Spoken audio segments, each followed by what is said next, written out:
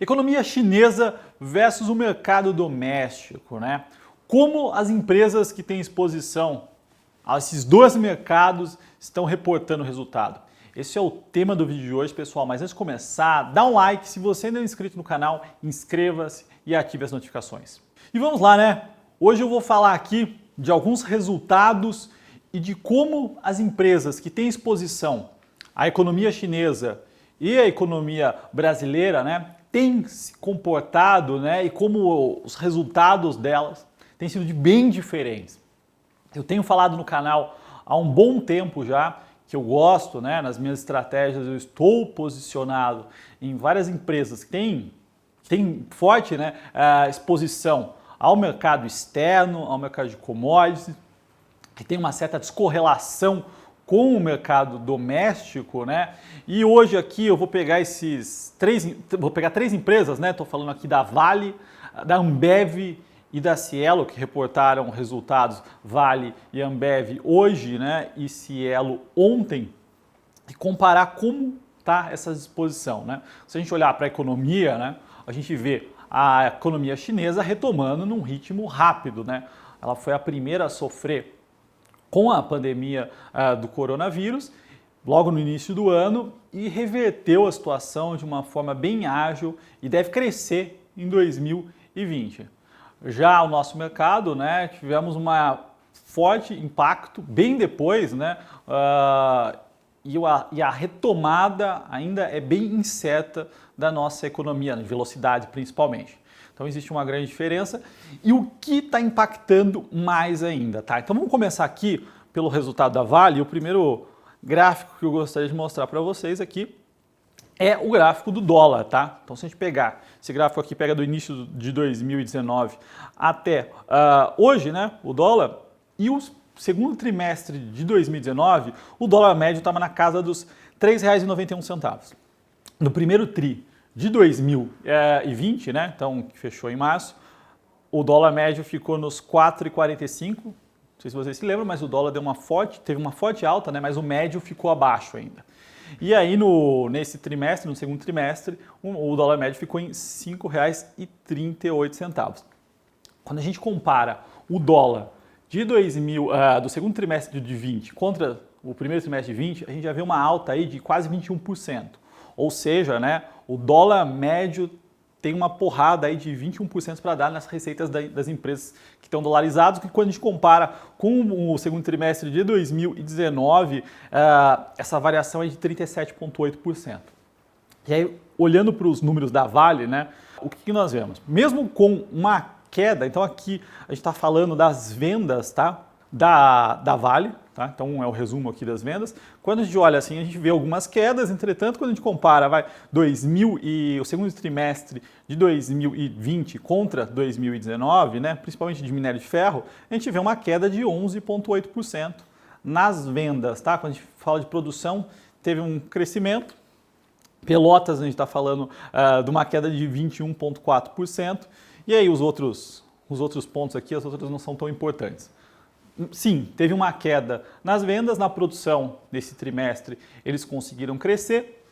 Entretanto, a gente está falando de um produto que é commodities, dolarizado. E o que nós vimos também no minério de ferro, né? O minério de ferro no primeiro trimestre estava oscilando entre 80 e 90 dólares. Hoje, né, ele está próximo dos 110 dólares. Ou seja, teve uma forte alta e isso em função da demanda chinesa, né? A economia chinesa está demandando muito minério de ferro, né, para a produção de aço. O minério de ferro é basicamente utilizado para a produção de aço no mundo, e a China está estimulando a economia da forma que eles sabem fazer muito bem, via infraestrutura, tá? Então, quando a gente olha para o resultado da Vale, mesmo com queda nas vendas, o que aconteceu? Receita. Teve um crescimento de receita de 12,3%. Então, saiu dos 36 bilhões, né, e foi para os 40, tá? Isso em real, tá? Então, estou pegando o balanço da Vale em real. Quando a gente olha para o EBITDA, que é uma métrica de geração de caixa, a gente vê um forte crescimento, pessoal. Então, o EBITDA do segundo trimestre cresceu 48,3%. Saiu dos 12 bi e foi para os 18 bi de reais. E do lado de lucro, né? Então, no gráfico também vocês conseguem ver que a empresa reverteu o prejuízo, né? Então o prejuízo que ela tinha dado no mesmo período do ano passado, né, de 384 milhões, ela conseguiu entregar um lucro de 5,2 bi nesse trimestre. Ou seja, ela, mesmo com queda nas vendas, né, essa variação cambial aí, essa melhora, né, da relação dela, acabou impulsionando fortemente, e o que a gente viu também foi uma melhora do lado do minério de ferro, né? Quando a gente pega o próprio preço da Vale, né, de venda esse trimestre, foi de quase 89 dólares contra 83 no primeiro tri, ou seja, tem uma alta aí relevante. A Vale pontos assim. Então foi um resultado bom, né? Ela está exposta ao mercado chinês, que teve uma queda de vendas, entretanto o dólar e aumento de preços compensaram bastante.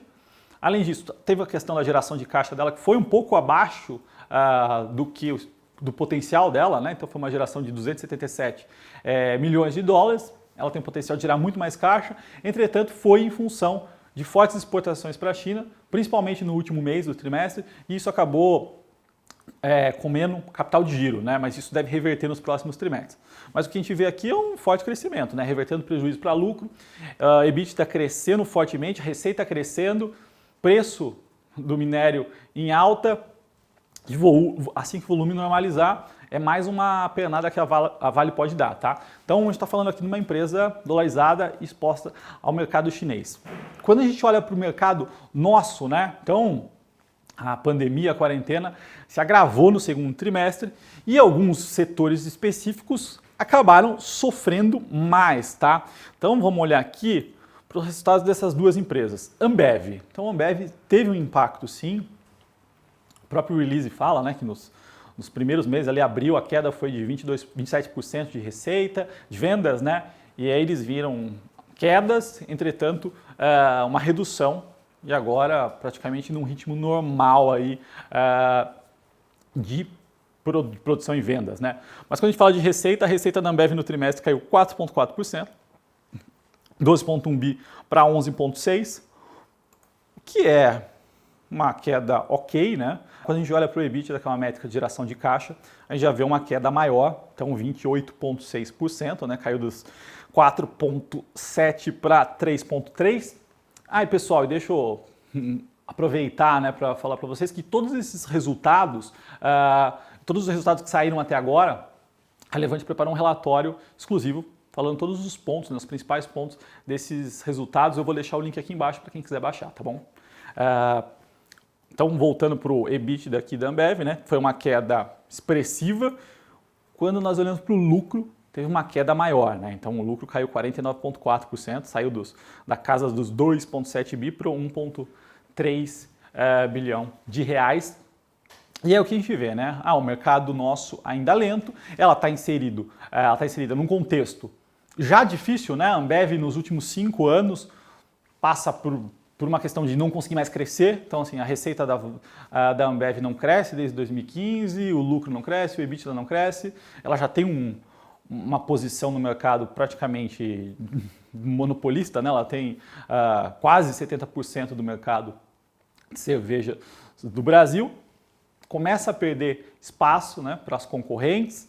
O modelo de negócio dela, que é um modelo que foi pautado, né, em aquisições, já não é mais viável nesse momento, né? Não tem mais empresa para fazer aquisições. E o mundo, né, e o Brasil passam por mudanças no sentido de hábitos dos consumidores, e um deles, né, é relacionado ao consumo de cerveja, né? A penetração já é alta e as pessoas não estão consumindo mais cerveja. Isso é uma tendência, né? Então a Ambev já tem um contexto difícil no sentido, é uma boa empresa, uma empresa muito bem gerida, né? Que tem um track record excelente, uma gestão muito competente, caixa líquido. Entretanto, né, nos últimos 5 anos, ela passa por uma dificuldade do lado de crescimento, não consegue encontrar uma saída dado as mudanças no mundo.